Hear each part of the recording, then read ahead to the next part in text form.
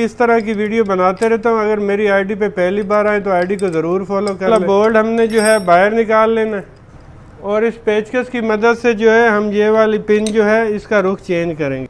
तो इसको जो है हमने यूँ पेचकस की मदद से जो है एक रुख हमने इसका घुमाना, ये देख सकते हैं आप। और फिर से हमने वापसी ये बोल्ट लगा देना, ये वाला जैसे हमने खोला था।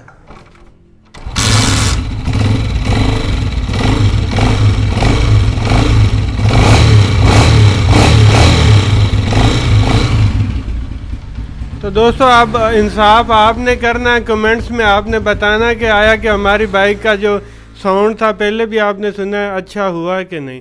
बगैर खोले दोस्तों मैंने आपको बताया कि किस तरह आप अपनी बाइक के इंजन के घर में खुद साउंड को सेट कर सकते हैं। अगर इस तरह की इन्फॉर्मेटिव वीडियो देखनी तो मेरी आईडी को ज़रूर फॉलो करें और मेरी वीडियो को लाइक भी करें। शुक्रिया।